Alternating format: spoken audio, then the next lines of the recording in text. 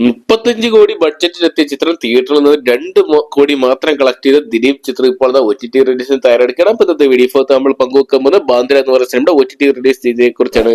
Video ആദ്യമായിട്ട് കാണുന്ന സുഹൃത്തുക്കളാണെങ്കിൽ പുത്തൻ പുതിയ സിനിമാ വിശേഷങ്ങൾക്കായിട്ട് ഇപ്പോൾ തന്നെ ചാനൽ സബ്സ്ക്രൈബ് ചെയ്ത് നോക്കുക. 2023 നവംബർ മാസം 10-ാം തീയതി തിയേറ്ററിലോട്ട് എത്തിയ ചിത്രമായിരുന്നു ദിലീപ് നായകനായിട്ടെത്തിയ ബാന്ദ്ര എന്ന് പറയുന്ന സിനിമ. തെന്നിന്ത്യൻ സൂപ്പർ നടി തമന്നെ മലയാളത്തെ ആദ്യമായിട്ട് ഒന്നിക്കുന്ന പ്രത്യേകം ചിത്രത്തിലുണ്ടായിരുന്നു.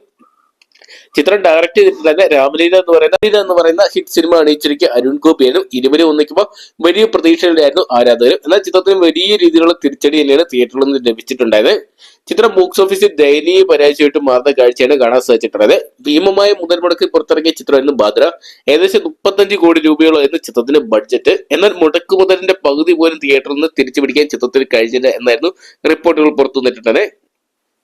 വിക്കിപീഡിയയിൽ നിന്ന് ലഭ്യമായ വിവരങ്ങൾ പ്രകാരം ചിത്രം ആകെ വേൾഡ് ബോക്സ് ഓഫീസിനായിട്ട് 2 കോടി രൂപ മാത്രമാണ് സ്വന്തമാക്കിയിരിക്കുന്നത്.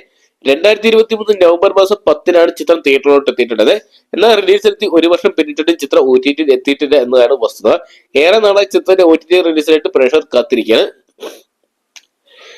ഹരൻ അലക്സാണ്ടർ ഡൊമിനിക് എന്ന് പറയുന്ന കഥാപാത്രമായിട്ടാണ് ചിത്രത്തിൽ ദിലീപ് എത്തിയിട്ടുള്ളത്. തമിഴ് നടൻ ശരത് കുമാറും ബോളിവുഡ് നടൻ ദിനോ മോറിയയും ചിത്രത്തിലുണ്ടായിരുന്നു. സിദ്ദിഖ് കലാഫോൺ ഷാജോൺ ഗണേഷ് കുമാർ തുടങ്ങിയ വമ്പൻ താരനിരകൾ ചിത്രത്തിൽ അണിനിരന്നിട്ടുണ്ടായിരുന്നു.